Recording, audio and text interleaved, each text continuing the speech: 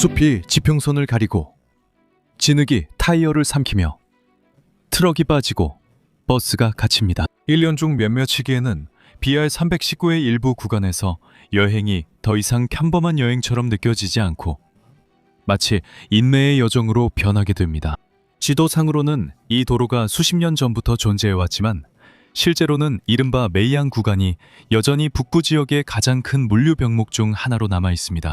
이제 아마존 한가운데에서 시작되고 있는 프로젝트의 규모를 상상해 보세요. 수십억 규모의 입찰, 새로운 다리, 유지보수 작업, 환경 연구 개선 및 유지보수, 포장공사 프로젝트 등이 진행되고 있습니다. 이 모든 일은 약 405km 구간에서 일어나고 있으며 이는 마나우스와 브라질의 다른 지역 간의 육상 연결을 재정의할 수 있습니다.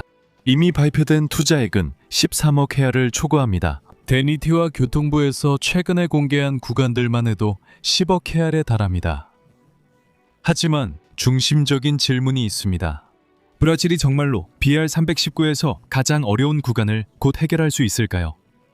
앞으로 몇 분 동안 저희와 함께 하시면서 이 BR의 메이안 구간에서 무슨 일이 벌어지고 있는지, 그리고 왜 이것이 현대 브라질 인프라에서 가장 논란이 많고 도전적인 사업 중 하나가 될 수 있는지 알아보시기 바랍니다. 알바로마이아 고속도로 또는 간단히 BR319는 아마조나스주의 마나우스와 혼도니아주의 포르투벨류를 연결하며 아마조나스주의 주도와 브라질의 나머지 지역을 잇는 유일한 연속 육상도로 연결로 기능합니다. 전체적으로 이 고속도로는 길이는 약 918km입니다. 하지만 가장 문제가 많은 구간은 바로 도로의 중앙에 위치한 구간, 이른바 중간 구간 또는 메이앙이라고 불리는 부분입니다. 우리는 256km부터 656km까지 약 405km 구간을 이야기하고 있습니다. 이 구간은 울창한 숲, 강한 비, 부족한 인프라, 그리고 거대한 생태학적 도전들로 특징 지어집니다. 1년 중 몇몇 시기에는 이 구간의 일부가 사실상 통행이 불가능해집니다. 그리고 중요한 세부사항이 있습니다. 이 프로젝트의 규모는 다른 브라질 고속도로들과 비교해도 정말 인상적입니다.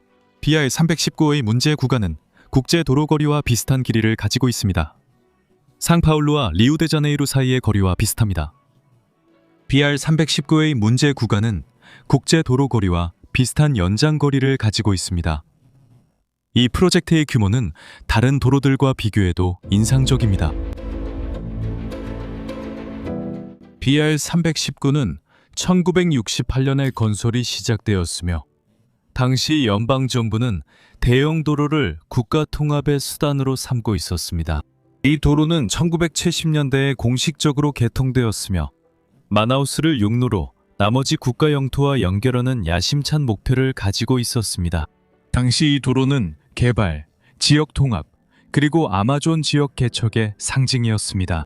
하지만 아마존 한가운데에서 이런 큰 도로를 유지하는 일은 결코 쉽지 않았습니다.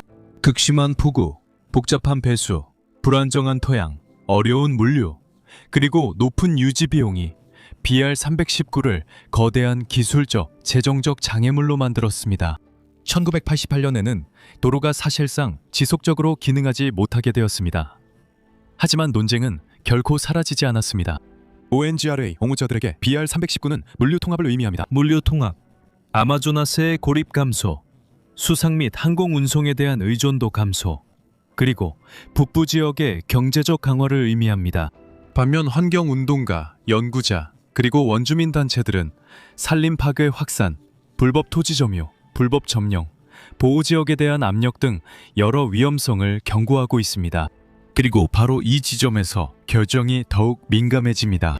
왜냐하면 BR319 도로를 건설한다는 것은 단순히 수비에 아스팔트를 까는 것이 아니라 현대 브라질에서 가장 복잡한 엔지니어링, 물류, 환경 거버넌스 프로젝트 중 하나를 해결하는 것을 의미하기 때문입니다. 이제 2026년에 정부는 수십 년간의 교착 상태를 실제 공사로 바꾸려 합니다. 하지만 실제로 무엇이 이미 실행에 옮겨졌을까요? 그리고 고속도로에서 가장 어려운 구간의 실제 재고는 어떻게 이루어질까요? 2026년에 연방정부는 최근 몇 년간 BR319와 관련된 가장 중요한 조치들 중 일부를 취했습니다. 교통부와 국가교통인프라 부서인 데니트는 용역 승인을 발표했습니다. 새로운 공고와 13억 헤알이 넘는 용역, 개선 및 입찰에 대한 투자가 BR 319의 339.4km 구간을 대상으로 합니다.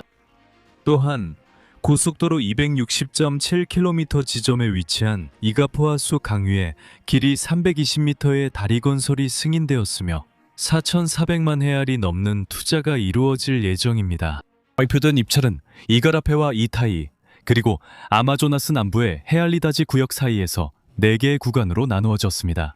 하지만 중요한 점이 있습니다. BR 319는 여전히 법적 분쟁, 환경 논쟁, 그리고 매우 엄격한 입찰 절차에 둘러싸여 있습니다. 2022년에 발급된 예비 허가 자체도 공사의 전면적인 실행을 자동으로 허가하는 것은 아닙니다. 여전히 설치 허가, 실시 설계, 환경 계획, 그리고 감독 및 거버넌스 조건과 같은 단계들이 남아 있습니다. 이는 기술적 과제로 이어집니다. 일반 도로를 건설하거나 복구하는 것만으로도 이미 섬세한 작업입니다. 아마존의 중심부에서 이 작업을 수행하는 것은 그 자체로 훨씬 더 큰 도전이 됩니다. 이 지역의 토양은 습기에 매우 민감합니다. 이곳에는 습지대가 있고 배수가 매우 어렵고 장기간의 집중호우가 이어지며 자재와 기계, 장비를 운반하는 데 심각한 물류상의 어려움이 있습니다. 게다가 숲 자체가 인프라의 관리와 유지에 지속적인 장애를 초래합니다. 바로 이러한 상황 때문에 대체 포장 기술에 대한 논의가 시작되고 있습니다. 그중 하나가 롤러 압축 콘크리트, 즉 CCR인데 이 주제는 이미 이 채널에서 화면에 카드로 나타나는 영상에서 다룬 적이 있습니다. CCR은 여러 가지 이점 때문에 다양한 인프라 프로젝트에 사용됩니다. 그 중에는 높은 구조적 강도, 더 긴 내구성, 그리고 무거운 하중과 가혹한 운영 조건에 노출되는 구간에서 유지보수 필요성이 적다는 점이 있습니다. 이것은 더 건조한 성질의 콘크리트로 층층이 시공되고 롤러 압축기로 다져집니다. 이 과정은 대형 댐이나 산업용 포장에 사용되는 기술과 유사합니다. CCR과 일반적으로 연관된 주요 이점으로는 더 높은 변형 저항성, 바퀴 자국의 형성 감소, 우수한 내구성, 그리고 포장 수명 동안 잦은 보수가 덜 필요하다는 점이 있습니다. 다시 말해, 이것은 BR 319의 과제와 직접적으로 연결되는 부분입니다. 결국 현재 논의는 단순히 아스팔트와 콘크리트 중 무엇이 더 나은가에만 국한되지 않습니다. 기술적인 문제는 훨씬 더 깊습니다. 강우가 많고 더우며 습기에 민감한 토양과 낮은 기반 시설, 그리고 매우 어려운 물류 환경이 특징인 지역에서 어떻게 제기능을 하는 도로를 건설하고 유지할 수 있을까요? 하지만 결정적인 세부 사항이 있습니다. 지금까지 CCR은 BR 319의 중앙 구간에 대한 공식적인 시공 방식으로 명시되지 않았습니다. 이 기술은 시멘트와 골재의 효율적인 몰류를 요구합니다. 시공 시 엄격함, 전문 장비의 사용, 그리고 정교한 기술적 계획이 필요합니다. 이런 의미에서 BR 319에 대한 어떤 해결책도 도로공학, 배수, 운영, 물류, 그리고 환경관리 간의 매우 복잡한 조합을 필요로 할 것입니다. 그리고 그것으로 끝나지 않습니다.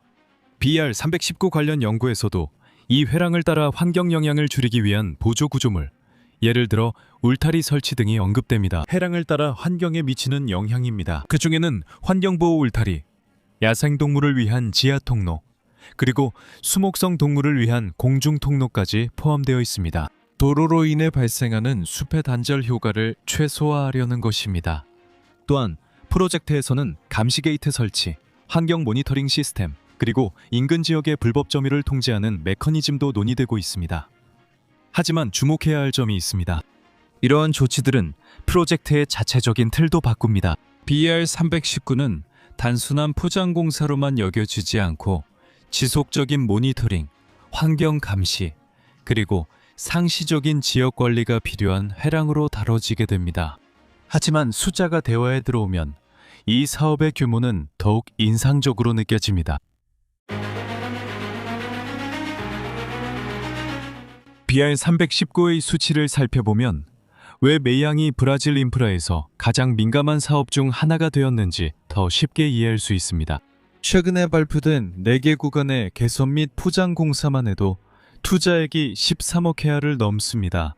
이 금액이면 7만 5천 헤알짜리 신차 소형차를 1만 8천 대 이상 살 수 있습니다. 또한 이 금액이면 지하철 1km 조금 넘게 건설할 수 있습니다. 브라질의 최근 도시 프로젝트를 보면 예를 들어 상파울루의 미래 노선인 19호선 셀레스치와 관련된 계약들은 일부 구간에서 킬로미터당 10억 헤아를 넘었습니다. 이제 물리적인 규모를 살펴보세요. 중간 구간의 약 405km는 브라질의 많은 지역 연결도로 전체 길이보다도 더 깁니다.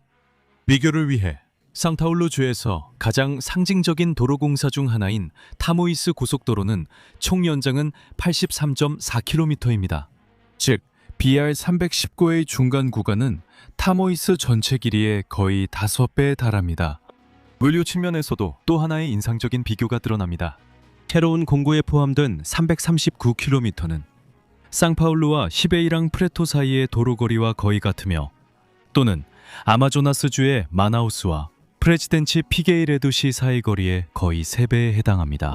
많은 브라질 도로 공사와는 달리 BR319는 전통적인 토목공학의 장애물만 겪는 것이 아닙니다.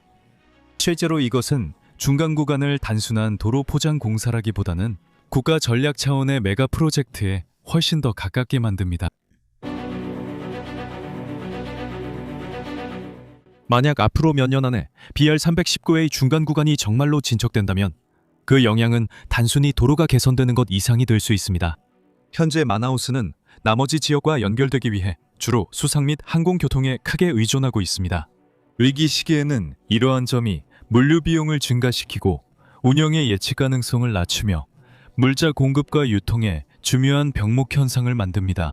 BR319는 바로 이러한 문제를 줄이기 위한 시도로 등장했습니다. 이러한 의존성의 일부를 해결하기 위해 마나우스와 포르투벨류를 잇는 연속적인 도로 연결망은 물류 체인을 강화하고 북부 지역의 경제 통합을 확대하며 산업, 상업, 유통과 관련된 분야의 경쟁력을 높일 수 있습니다. 또한 이 회랑은 물류 비상사태, 공급 부족 또는 극심한 가뭄으로 인한 수로의 심각한 마비와 같은 상황에서 전략적 중요성을 가질 수 있습니다. 이러한 현상은 최근 몇 년 동안 아마존 지역에 점점 더 큰 영향을 미치고 있습니다. 하지만 핵심적인 점이 있습니다. 이 사업만으로는 지속가능한 발전이 보장되지 않습니다. BR319의 실제 영향은 환경 감시 능력, 토지 소유권 관리, 불법 산림 벌채 방지, 그리고 이 회랑을 따라 국가의 실질적인 존재에 직접적으로 달려 있습니다. 이것이 없다면 국가 통합 프로젝트가 아마존에 대한 지속적인 환경 압력의 원인이 될 위험이 있습니다. 아마도 바로 그 점이 BR319의 진정한 도전 과제일 것입니다. 결국 그 중간 구간은 단순한 도로 구간 이상의 의미를 가지고 있습니다. 그곳은 현대 브라질에서 가장 큰 공학, 물류, 환경 거버넌스 시험대 중 하나가 되었습니다. 한편으로는 아마조나스의 통합, 발전, 고립 해소라는 약속이 있습니다. 다른 한편으로는 환경적 위험, 기술적 복잡성, 그리고 아마존 숲 한가운데 영구적인 인프라를 유지하는 데 따른 역사적인 어려움이 여전히 남아 있습니다. 왜냐하면 BR319에서는 건설이 어쩌면 단지 시작일 뿐이기 때문입니다. 여기까지 이 영상을 시청해 주셔서 감사합니다. 여러분은 어떻게 생각하시나요? BR319의 새로운 재건 신호에 대해 어떻게 생각하시는지 말씀해 주세요. 정말로 앞으로 몇 년 안에 적어도 중간 구간이 재정비되고 도로의 가장 중요한 기술 중 하나인 롤러 다짐 콘크리트로 포장되는 모습을 볼 수 있을까요? 여러분의 의견을 댓글로 남겨주세요. 저는 여기서 마치겠습니다. 따뜻한 인사를 전하며 다음에 또 만나요. 안녕.